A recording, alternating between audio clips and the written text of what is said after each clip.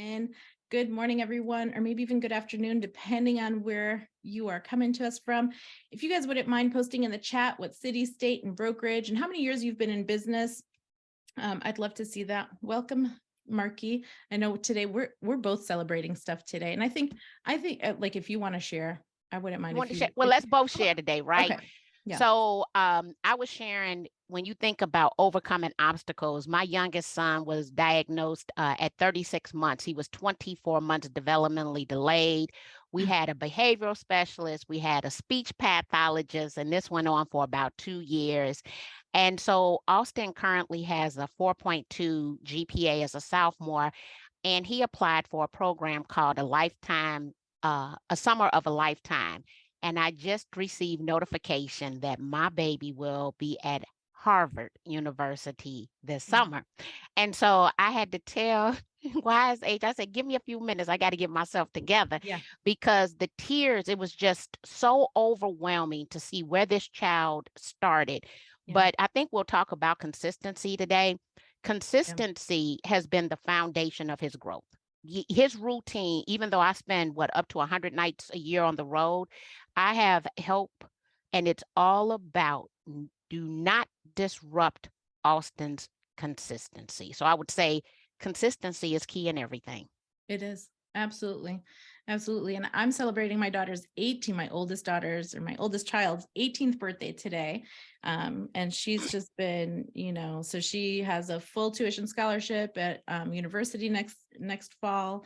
So she'll be moving out of the house. So all sorts of emotions kind of, when your baby kind of moves out, you're kind of like, wow, where did the time?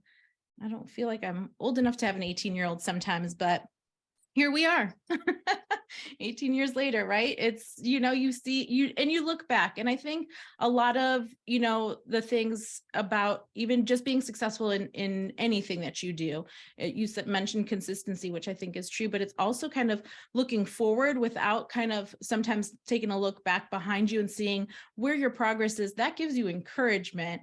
It gives you encouragement to say, like, I've come this far. I keep working hard to progress throughout. So maybe for some of you this morning that might be struggling, saying, I don't know what's going on in my business, there's hope for everyone. There's definitely persistence, perseverance, and grit. It does take grit, right? Oh, yes, it definitely takes some grit. Yes, at least these two mamas think so, right? So anyways, so that's just a little personal note from both of us, a little personal update from us. But today we're going to be talking about, so last time, Marki, you were on the webinar, we were talking about foreclosures and short sales and how to kind of capture some of how to find those prospects of, being in that situation. And so now we're, we thought, after just a conversation last time, we're like, well, how do you market to them? Because there is something different that you have to do. You can't just do the same spiel that you would with somebody that may be doing a traditional sale or even purchase, right? So most definitely. And, you sent me an extensive list of questions over, right? And the number one question was, do we believe that they're actually going to be short sales? And let me clarify that. I believe that we're going to have a substantial increase in notice of defaults. That means that the foreclosure process has started, or some of you will see a list pendants. That does not mean that it's necessarily going to be subject to a short sale. Now, even though we've seen double-digit appreciation in most communities across the United States, that does not mean that that homeowner has equity. Actually, a large percentage of people who purchased this year already are underwater, okay? Because the property values have depreciated in some markets. When we think about a short sale today, what I want you to think about is the house in its as-is condition. And there's been a lot of shoddy work done over the past couple of years to homes.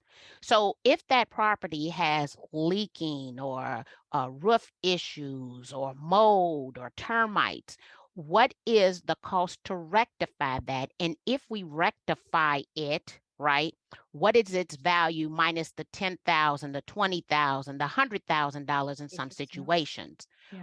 Also, what we have to keep in mind is the percentage of people who had a forbearance when COVID started. And a lot of people have a forbearance. Yeah. So now we have to tack on that unpaid principal interest from the forbearance to the principal balance in its as is condition. So it's not just what the market is doing today. We're going back essentially 2 years and we're calculating everything. And distressed homeowners, whether they're physically right from COVID or mentally from COVID distraught, might not have made any updates, repairs, or modifications that have gone on unrepaired. So I want us to think about all of that. What is that house worth if we start subtracting, or better yet, adding all of these different line items? Yeah. And I think that even goes with, I mean, and that's like the biggest importance on as a realtor, to be sending out to your clients those reminders of like, change your filter, get this, service, get your, this, that, like always taking care of your home, taking care of your property, because you don't ever want it to go into that, disarray or in such bad repair where it does become a struggle to, where you're like, oh, there's a little bit of mold here, where you could maybe wash it off with some bleach and take care of it, and you just leave it and let it go. That becomes a bigger and bigger problem. And I think that's what we're talking about, is sometimes when some of these property owners they bit off more than they can chew. And now the valuation is going down just because the market is normalizing, right? It's not even that it's not taking a nosedive, it's just normalizing. It's just becoming more balanced. Then it's kind of the prices are being adjusted to where it needs to be, that it was so high before, like what, 6, 7, 8 months ago, that now that's why they're underwater, is because the market has just become balanced, where they bought too high.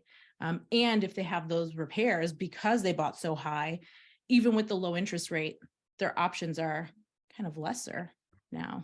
I haven't seen a study, but what I would like to know is how many people purchased a home overbid it, what the comp supported at that time, leverage savings in order to buy the property, and then did not have an inspection contingency. Oh, right? Yeah, I'd love to see that too. Yeah, because guess what? It happened. Okay. And so now what do we do? And I have some inside information. And from that inside information from people who I have trusted since 2005 in the property preservation space, what people in the property preservation space who I've known who've been doing this for 20 years, they're already being put on notice that notice of default filings have increased substantially, and that we are going to see notice of defaults. So when I think about a notice of default, it is now public information that this homeowner has not made at least 3 mortgage payments. In contingent upon the state that you're calling or watching us from, that's going to dictate the foreclosure process in that state. Let me tell you what I'm doing here in my state. In the state of Illinois, we have a by statute minimum of 7-month foreclosure process. I've seen some people 5 years in the foreclosure process, especially if we were going to go back to the foreclosure crisis 2007, 2008. With that being said, because this information is available, I am now compiling those notice of default lists to prepare for our direct mail marketing campaign. You definitely want to do direct mail. However, here's what's kind of interesting. How is AI, artificial intelligence, getting ready to play a role? So I was on a call yesterday with a gentleman that essentially is bringing in the DISC, right? The personality test for how people are posting on social media. So you know the personality of the person in which you're selling to. So now I start thinking about, what does distressed conversations look like online?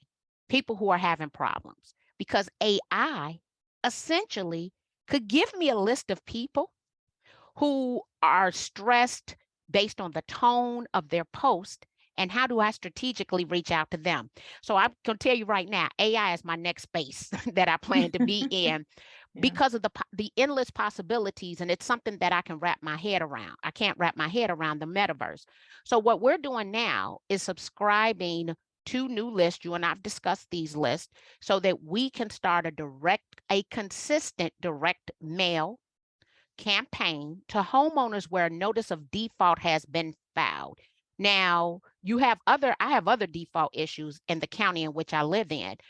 A lot of people had double-digit increases in their real estate taxes. Let's talk about this for a second. Yeah. Contingent upon the county, not the state, the county where the property is located.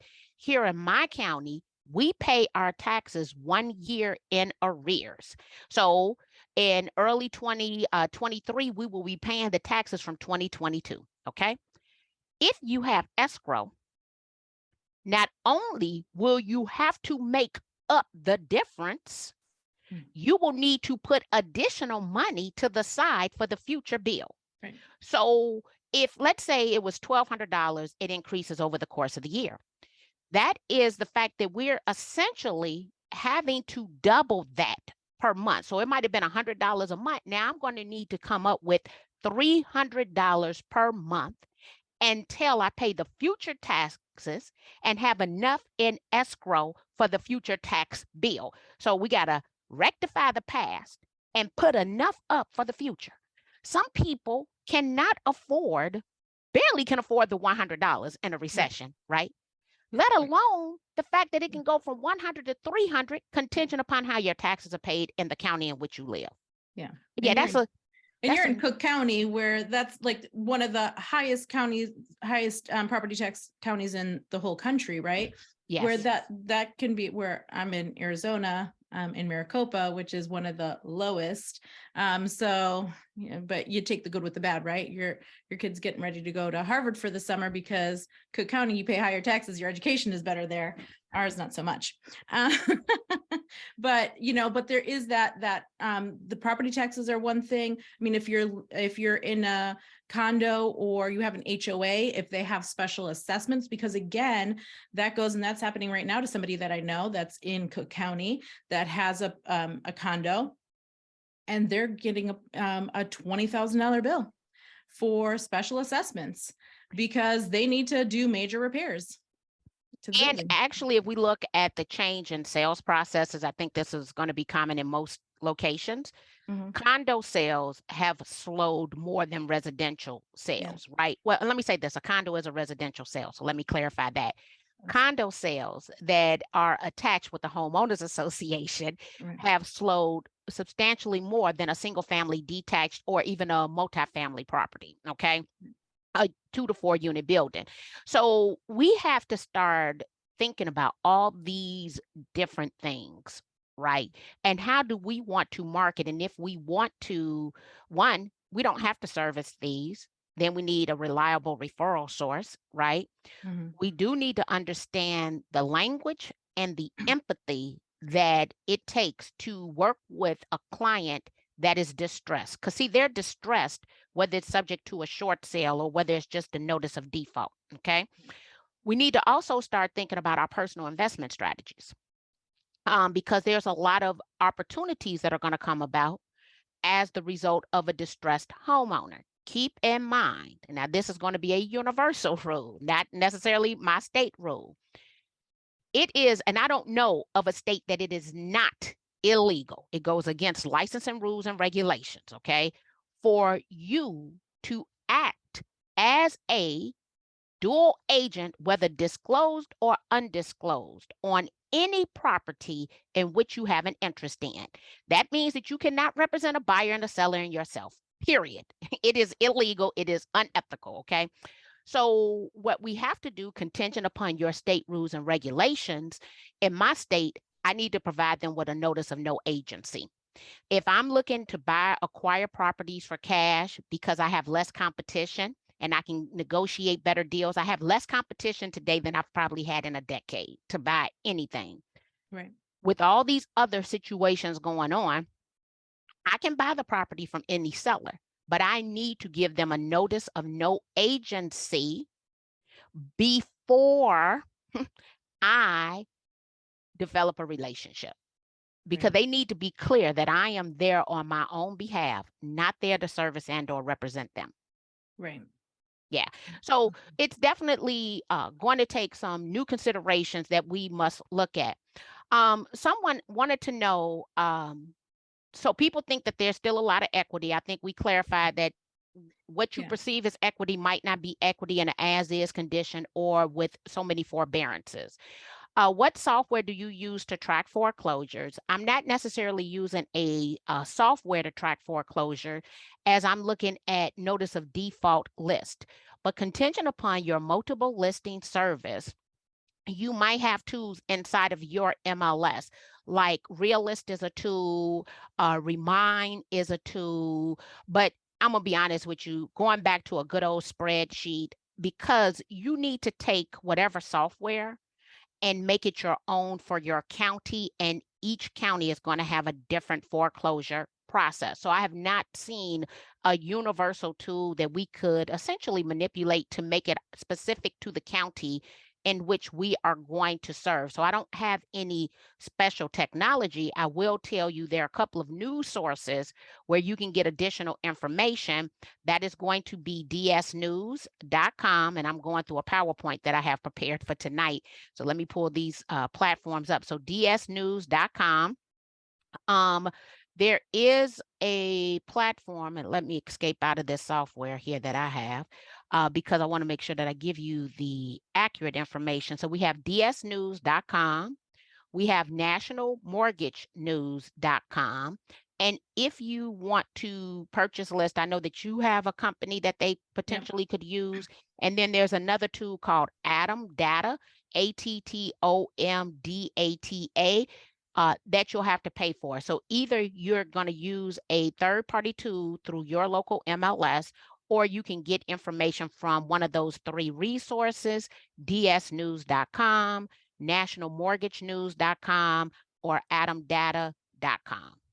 And I'll just say kind of what you were saying before is, so if you are getting these forbearance lists, right? So these lists, even from your MLS or from some other third party, where you're getting a property address and a property owner, you want to put that, I mean, the software to use would be Wise Agent. You put them in there and you categorize them. You classify those people as, these are the people that I'm going to be reaching out to because they have a forbearance or some, or something happening here. And you can then take that list and then use it to market to them, to talk to them, to have that conversation, and even to dig deeper into what's happening, to keep all of those notes in there. I mean, I think, so if you know that if you get from a list, you get, I don't know, 10, 20, 30 properties with, you have to know the property owners. That's kind of important. I mean, you can just say to the, to the owner of 123 Main Street, but really when you kind of dig deep, and you can dig deep with just the property records, right? Property tax records to say who's the owner of this property, then you can, put that into your database, put that into Wise Agent, tag them as a forbearance property, and then use the marketing tools, phone conversation, texting tools, all of these things to kind of keep that to start the conversation, to give you kind of and you want to be, and I know Marki, you've written some drip campaigns for people to use in this situation, because it is kind of a delicate conversation. It's not something that you just come out of the gate saying, so I hear you're missing 4 payments, right? Like, I mean, that's kind of, please don't do that, right? Like, that's kind of harsh. So you want to be gentle with the conversation, saying like, hey, so I'm a real estate professional in your area. I'd love to have a conversation with you about your property, blah, blah, blah, blah, blah. And so then you start marketing to yourself about how you can deliver on something that they have a need for, without like, putting it all up there on what their need is, so boldly and so, kind of in their face. Most And what I love, definitely. and what I love about when we have conversations about the industry, Marki, is that you are, the epitome of what a real estate professional and advisor should be, where you take into, you factor in all of the things that they need to know as a property owner. You need to look at and say, okay, I know that you think you have equity, but let's really do the math here. So what did you buy it for? What can you sell it for realistically in today's market? What do you owe? What needs, what things, like, let's be honest here, you got some mold over here in the bathroom, you got, drywall falling down from the ceiling. Like, let's be honest, you need to put 10 grand in here. Do you have that cash to make those repairs? Do you have all of this stuff? It's all about, like our friend here, Cass is saying, it's all about adding that value. And when you start providing that value up front for a problem that they have, without you spelling out the problem, like, I see you missed 4 payments or 3 payments, then that's when your phone's going to start ringing, right? Because you're sending that email, you're not being so aggressive to call. Where then you say, you have your clear call to action of call me or schedule an appointment for us to chat. And then that would be how you get those phone call conversations. Then you start building those relationships. So then you can go through and help them and advise them in what's the right path for them. I agree 100%. And I want to actually show you something real quick. So tonight I'm teaching a class. And so this is great prep for that class, right? But I'm going to take how I think they can definitely leverage Wise Agent in this situation. Mm-hmm. Because Wise Agent has so many landing pages, I'm going to take you back. Oh my God, let's go 15 years. This is Craigslist, okay? And what I was doing at that time was placing, and Craigslist is still a viable tool, guys. I want you to know this for attracting buyers and sellers. I was placing essentially an ad on Craigslist, leading them back to a landing page in Market Leader. Now, I no longer am with KW, so I no longer use Market Leader. But what they can do now is they can have landing pages inside of Wise Agent, and they could leverage Craigslist, or they can leverage Facebook or Instagram, LinkedIn, and Pinterest, and lead them back to that landing page that will provide consumers with foreclosure and short sale data. And this is kind of how those numbers were looking with the changes. But you see, I was generating leads consistently, and it was telling me where these leads were coming from. And these people were opting in to get information about foreclosures and short sales at that time. So what I've done is I'm dusting off what was working well, essentially from 2007 to 2012, applying totally new strategies because technology has changed so much to an old situation. This is not a new situation. This is an old situation, but we can't go about it the same way that we were going about it 15 years ago. We have to develop new tools and new trends. And this is what I love about Wise Agent is the fact, right? One, we bring them to that landing page, we tag them. Now I could do a landing page for 60653. I could do a landing page for 60615. I could do a landing page for multifamily properties. And then I can develop campaigns in the system to follow up strategically, where there's a tool called InfoSparks. What I love about InfoSparks is that it's always up to date because it consistently updates itself. So every time you refresh the browser, it essentially would have new information. Well, what I can do inside of a drip campaign, because we have InfoSparks as a tool through our local association or through our local MLS, that I can consistently send those updates out, and I can use that one link just for 60653. And if they came back to that link a month from now, it would have that new updated information. So I don't want to just push information out. I want to push targeted information out to a group of people who want the information and then become their local real estate source. A lot of people want distressed real estate. And as realtors, what I would also recommend, if you're thinking about notice of defaults or short sales, you want to publicly interview a lender that specializes in 203K purchase rehab loans. The reason is people take things out of properties, right? They take toilets, they take sinks, they take kitchen cabinets. I happen to live in a home where we did it was an REO property. The seller lost it to foreclosure. My house was built in 2007. We purchased it in 2010. It initially came to the market for $650,000 in 2007. We purchased it. It came to the market at 148.9. We bought it for 200,000.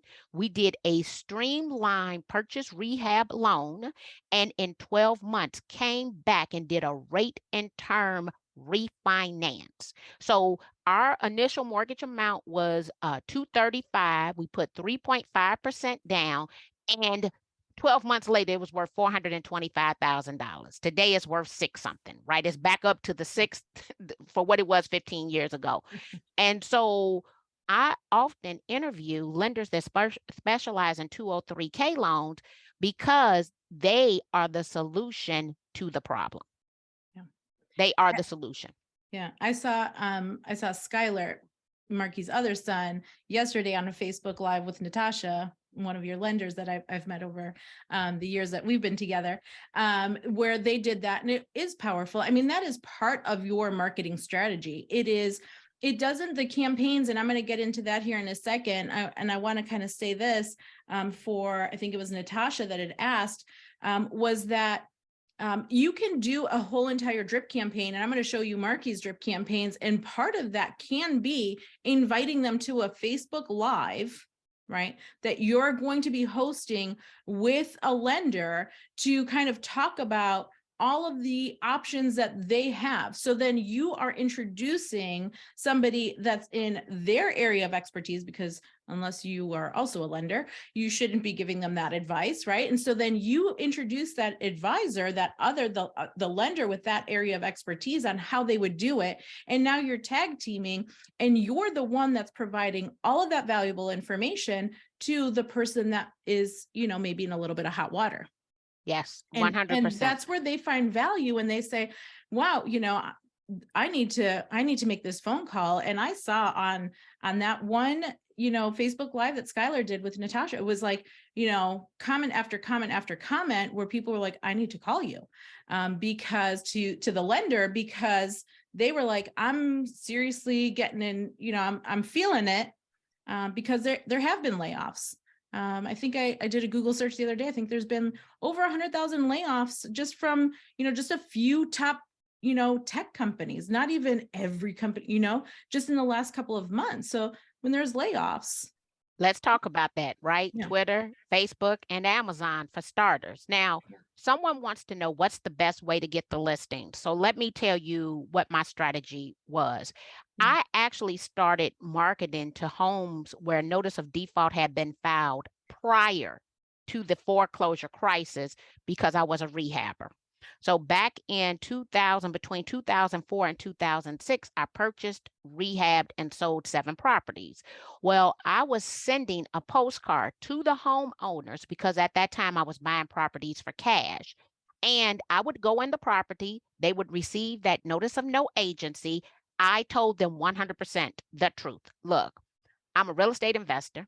But I'm also licensed, and I would love to purchase your home. This is what my numbers look like, and this is the return on investment I'm seeking. However, if you don't like what those numbers look like, I am also a realtor, and if you do not want me to buy your house for cash, this is what the numbers would look like. In every situation, either I purchased that house or I became their realtor to sell their house. And the reason was because they appreciated my honesty about what I would earn if I bought their house at a lower price. Every last one of them did business with me. And so, but it was through a red, two-sided jumbo postcard. Now, I've sent out very cute, glossy postcards that did not yield the same return. Homeowners who are in foreclosure or notice of default has been filed, they're not trying to get your pretty cute marketing pieces. I can tell you that right now. And so what had worked very well for me, and actually I think that I have an example here, what it worked very well for me is just a generic postcard. So I'm going to show you this cute, kind of like the cute marketing. Here it is right here. Actually, Stephanie Sowell, I still interview her about 203K loan. She's no longer with Wells Fargo, and Rubloff no longer exists. We sold to Prudential, loved Rubloff. But that was the marketing piece that I was putting out, and the events I was doing. And over on the right-hand side, what you see is my nice two-sided postcard, okay? Let me be clear. That postcard did not get the same return as a generic red two-sided postcard just on regular cardstock, okay? It did not. So when I think back to foreclosures and short sales, everything that I'm doing now, essentially I was doing at that time. I had a blog. We were sending out, they called them e-zines at that time. We were doing a group blog together for the south side of the city of Chicago at Rubloff. So some people aren't even doing that now. I would highly encourage that you do that, because it's something that I have now done for, oh my God, since 2006. Because all of these marketing pieces you're seeing date back at least that far. This is nothing on podcasting. We had online radio talk shows at that time. So we've been doing this sort of marketing for quite some time. Yeah. And so I'm going to share my screen to show you all where you would find a couple of things. One, our drip campaigns that Marki's written. So if you've signed up for Wise Agent, if you have a Wise Agent account and you see this little remarketable logo here, then you'll have the access to the drip campaigns. If you don't see this, then you can contact our support staff and we'll set you up so you can have access. Okay. So you just add a program and you would be able to select the drip campaign, this sequence here. And this is where you would, select what, when this is going to go out, what day of the week, all this other stuff. And you could see, I'm just going to preview this. You could see what these, some of the, information that's going to be shared to the potential client that's maybe in a forbearance state. Now, the other thing, and then you would select your contacts, right? And send this drip campaign out. The other thing that you can do is set up a postcard. And once you click on the postcards, now you can come in here and say, okay, I want to send this postcard, and you can make this look however you want. I've got a couple of sample ones. So you can do, something, this one's in blue, but you can change the color to red or whatever color you want. But this is the size, and it would just go out. You could have that QR code, which is so important. We have a QR code on the postcards, where then that QR code would then link to your landing page for them to find out more about how your services could help them avoid a foreclosure or short sale. And there it is. That's it. Like, it is full circle. So you take your property owners that might be in a forbearance, you import them from your MLS or wherever you're getting that list from, you import them into your Wise Agent account and you categorize them. And I'll show you how easy that is to do. I won't show the importing part, but it's that simple to come in here and say, okay, I want to select these people and I want to add them to a category called forbearance or whatever it is. And you just add it to that category. Very simple and easy to do. There was a question. I didn't quite understand the question, but one thing also that we can do for everyone here, I have about an hour and a half of exclusive training that only the members of my private membership get, that are also in the system. So we set that up that people can view the 90-minute webinar, get the PowerPoint, the handout, and receive, I think it's a 7-day drip email campaign. So essentially, you would educate yourself first on the process, and then you would have the marketing in place to be able to send out. So 90 minutes of video on demand education, but we Right. embedded in each of the emails, the PowerPoint, and a handout going over short sales, the result of foreclosure, talking about the title theory of the state, the foreclosure process, what your consumers need. We have that inside of Wise Agent, and it is already set up to educate you, and then a campaign for your potential sellers. Okay. Right. But I thought that I did see some other questions in there and wanted to definitely make sure something about mailing one-off campaigns. Didn't quite know what that meant. Yeah. So I mean, the way it would work, I think if I'm understanding Rich's question, is you would select your group of people. You do have to have a minimum of 25 people that you're sending the postcard to.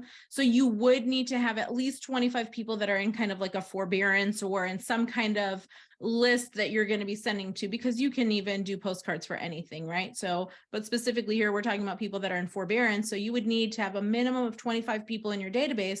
You select them and you say, this is the postcard that they're going to be getting.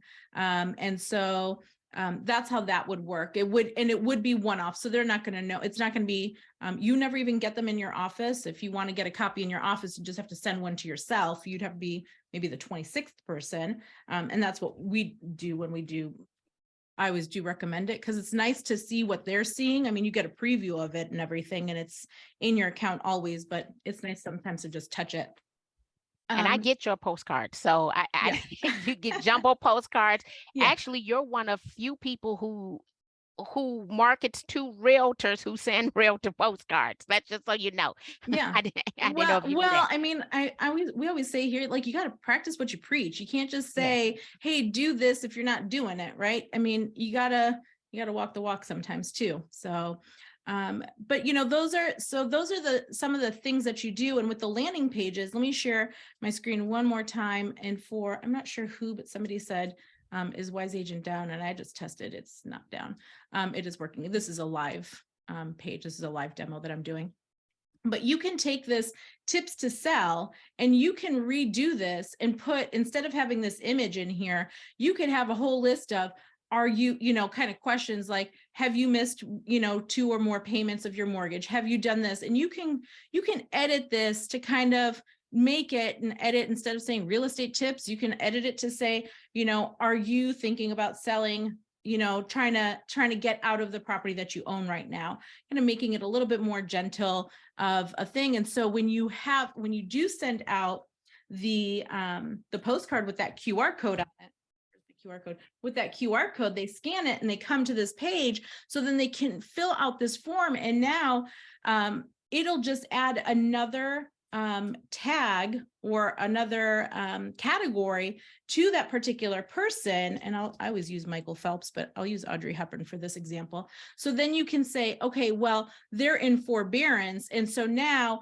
I can see this is what's happening. I'll still be able to notice that this person inquired more information from my landing page. So now, and maybe I didn't have their phone number beforehand because all I had was their name and their property address of what they own. And so now I've asked, what's their phone number? And now they can, and maybe I didn't even have their email address. Now they filled that out and I have that. And now I can call them, email them, do all these things. So these postcards and with the QR code make such a huge difference because now you can get more information out of them. And if you edit it to say, and I'll just take one here. Well, this is a home valuation test, but this, I can edit this form and add more and more things to it, right? So I can ask like, okay, well, what, whatever, instead of saying comments, like, what condition is your home in? And so I can ask all sorts of questions and continue to keep building up my database with information from them. So then when I do eventually call them after they've submitted this form, now I have all the things that I need, all that information to properly assess what situation they're in. So then I know what kind of, where the conversation should go. Right. That's the key. That's the key, is that knowing how the conversation, because maybe they're just, well, I haven't made my mortgage payments because I got a giant hole in my roof and I can't afford to patch that up. And I don't want to dump any more money into this. I'm stuck between a rock and a hard place and I don't see myself out of it. Also, what I want people to think about, which is a hard conversation for us to have, I've recently had conversations with people who a reverse mortgage is their best option. And let me tell you why. They have horrible credit. They don't have the income to support where they currently live because maybe they're in retirement or on some form of supplemental income. I have one of my closest friends in life. Her mother is 92 years old. She did a reverse mortgage in 2004, 20 years ago. That is the only way she can still be in the house that she had built back in the early 1970s, I think like 1972. She took the money, she invested it back into the house to get the house back in great condition. The community has depreciated substantially over the years, but she's like one of the people who's still on the block out of, let's say, 10 houses on a whole block, right? Right. Where usually the houses are 4 feet apart. And so there are some people you might not be able to sell their house, but a reverse mortgage would be the best thing. Another good friend of mine, her father actually passed away, but it allowed him to stay in his house. Now, if the goal is to have leave your children something, you got to question, can your children afford the house, right? Yeah. And what I've come to realize about my generation of friends, those that can afford the house don't want the house. Yeah. Right? Unless we're going to sell it to buy the car, the boat, take the trip we never took. Okay. And the kid who generally wants the house cannot afford it. And so you have to get honest with our seniors about what living in their house looks like to them financially. And there's some of them, based on the condition of the home, need to do a reverse mortgage to repair the house to stay in the house that they loved and that they worked for. So that's a whole different conversation. Yeah. But I'm very honest with my friends about their parents' economic situation and what's going to be best. And in both situations that the parents did take the reverse mortgage because of my advice, it 100% benefited them. There are people who wanted to come back after I gave them that advice and was like, I should have taken that reverse mortgage. Yeah, you should have, but you were scared. And financially, they have not been able to live at the same quality level as those who took the reverse mortgage. Now, I do want to show you something because someone asked me about the direct mail piece. So here's an old direct mail piece, especially when we get into the HAFA. The HAFA was the Home Affordable Foreclosure Alternative Program. You will see I was using a QR code 15 years ago. The difference is, and I'm sure that QR code probably won't work now. The difference is that we used to have to download a QR code reader to our devices. Now your camera, provided that you have a device that is at least 2 years or younger, should be able to scan that code. But what was the strategy behind our direct mail pieces? One, definitely the language. What's funny is I'm with Exit Strategy now, and I was using the terminology exit strategy there. Yeah, that is kind of funny. I just noticed that. Yeah. Yeah. So here was how I was doing my campaigns. I was doing a 4x5 campaign. 4 mailers once per month for 5 months, mailed the same week of each month to 4 different farm areas. And I'll show you what that looks like. So bridging the online and offline marketing through custom direct mail. Best to use just one postcard design that you use consistently. Order postcards on Friday for Monday or Tuesday delivery because people are more aware for some reason of their situations on Monday and Tuesday versus over the course of the weekend. So what did this look like? So week 1, I would mail to 60605. So the first week of June, July, August, September, and October, I mailed to that one zip code, the same group of people. I was pulling a new list every 5 months because I know that by statute, my foreclosure process is a minimum of 7 months. So I wanted to hit that person multiple times to basically build brand awareness for them. The second week of each month, mailed to 60615. The second week of each month for 5 months. So there was a strategy because initially I wasn't doing that. Initially, I was pulling a different list of people to mail to every single week and realized I had never hit the same person twice. When I start working a strategy to hit multiple times, I started to see a higher conversion rate. Okay. And so this is definitely something that you can do. This was that language of that time. This language will be different this time, because there might not be up to $30,000 with Chase available this go round, but it was at that time. So you definitely want to understand what the foreclosure process is where you reside, because that would dictate how you're going to mail to people. Yeah.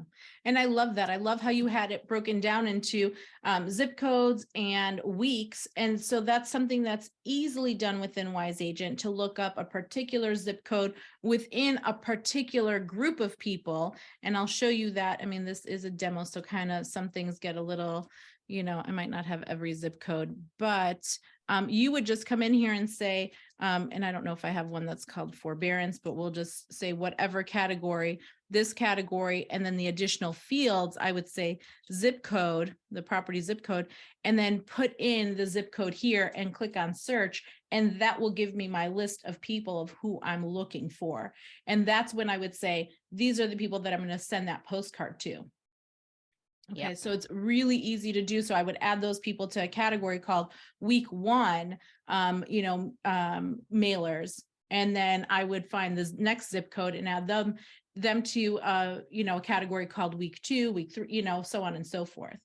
But I do want to go back to a question, Marki. I'm seeing a couple of people, at least two people, that are saying that they're having a hard time finding some of the things that we're talking about here. So let me just clear this up. If you have a Wise Agent account and you have this logo in the middle of your screen, you will have access to the drip campaigns that Marki is talking about, and even the education. If you don't have that, or maybe you don't even have a Wise Agent account, you can just go to wiseagent.com/Marki, and then you'll see the logo here. You'll be able to click on the sign up free and do that.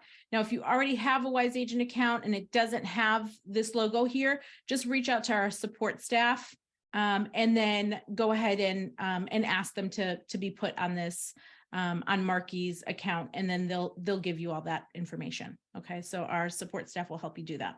Look, this is what I want to say. It wasn't designed for that, but it's Christmas. So we're giving you information and you information and you information because it's Christmas. I love that. I love that. Christmas. So everybody gets it. Everyone gets it. I love it. And so I saw a question here. What happens if someone calls you and informs you that they've made an arrangement with their lender? What do you do next? So they call you up, Marki, and they say, okay, I talked to my lender. I've made these arrangements to, and I'm assuming that you're saying that they've made arrangements to short sale or to go through the, I'm not sure, maybe Lola, you can clarify. I'm gonna say keep their home. Then you say, you tell them congratulations. And you come up with a new tag and you follow up with them. You tell them congratulations, job well done. If you know anybody else who's experiencing financial hardship, I want to be your referral source. That's what you tell them. And you be thankful that they stand in their house. Exactly, because I mean, well, and then she's asking, would you remove them from your list? You could remove them from that specific list, but not from your database. Move them to something else, saying, okay, they're staying there. But you can also reply to them saying, hey, I'm so happy for you. But if you have an acquaintance or a family member that is in a similar situation as you, that doesn't have that similar outcome as you, let me know, feel free to pass my information along. I'm happy to help them. And I would now follow up with that person. So I would be strategic reaching out to them, because here's the problem that we have. We're not consistently following up.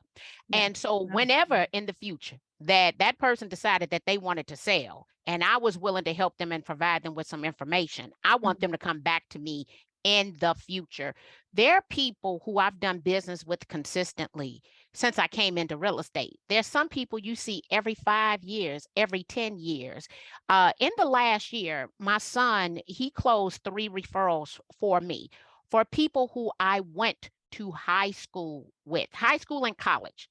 I was not necessarily consistent in reaching out to these people, but because I am posting, providing information all the time, when their aunt, father, mother, need to sell their house, and it came out to 4 transactions from 3 people, they called Marki.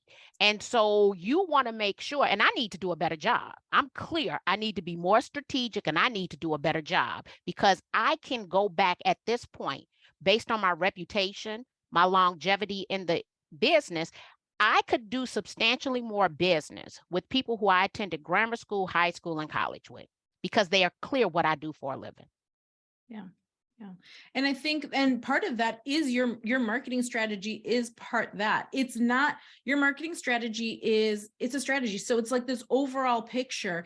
It's not just the emails and the text messages, even though those are important, or even the postcards, but it's the Facebook posts, the Facebook lives with the and with the lenders. It's having a community event and bringing someone, inviting them into a space and having that in person kind of Q&A portion of, with a lender and a realtor. How would this all work? It's always about providing that value and maintaining and building the relationship, because that's how you get that repeat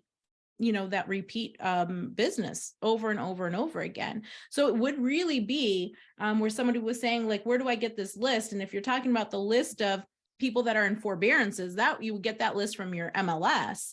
And then you would just export it out of there and put it into your Wise Agent account to work it in there. But really, you don't have to do that many, many times, because if you're reaching out to them, building relationships with them, maybe they don't have that solution with the lender where they can save their home, but maybe they do need you, and then they refer you to others. So it's, and it didn't cost you anything except for a little bit of time, right? Because you're not buying that list. I mean, there's places where you can go buy those lists too, but if you're getting it directly from your MLS, you're not paying for that list. You're just doing a little bit of legwork, and then there you are, building that relationship, passing along the information that you already know, just passing it along. There was one question that I want to clarify: how to get REO and short sale listings. So you are attempting to get either a notice of default or short sale listing directly from the seller. So one of the biggest issues I see is that we as realtors often like to walk around the seller. You cannot walk around a seller, period. They are the person who has the legal rights to sell said property. Once the property is no longer theirs through a auction, a sheriff sale, it will then become an REO. REO stands for real estate owned, essentially by a lending institution or an investment group, right? Once that deed is transferred, then you can go and develop relationships with the people who actually service the REO properties. People often reach out to loss mitigation. I will tell you, they're not the people to reach out to. You would be reaching out to someone who's responsible for business development for those different institutions. So the first thing is, how do I service notice of defaults and properties that might be subject to a short sale? And once those properties have gone to a foreclosure sale, how do I now start building relationships with institutions that have REO properties on their books to essentially get a master listing agreement to service them?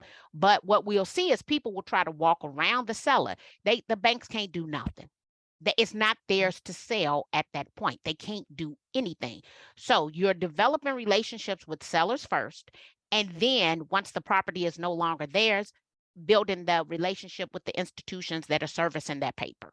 Yeah. Yeah.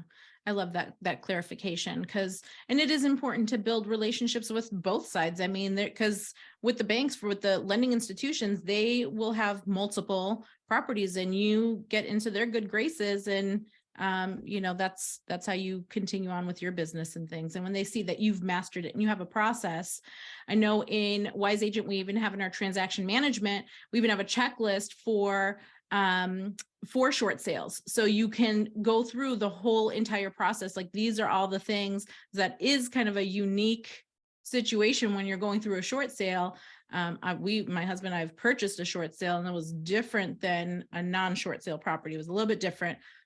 We were the buyers, right? So it was a longer process for us. It took like 6 months to close on that property. So there's more more things to jump through. But that would be one way of helping you out too with that. So making sure everything is documented so you can reuse it over and over again, right? That we love doing that. All right, Marki. Well, our time is nearly up here. Thanks so much for sharing this hour with us and all of that valuable information. I really appreciate you, and so grateful for our friendship and our partnership, and just even sharing stories with our kids. I really do appreciate even, kind of, and I don't know your youngest, but I know Skylar, I've met your husband. I love your family, and you guys are near and dear to me. So thank you for sharing time with us today. Thank you. I want everybody to have a happy holiday.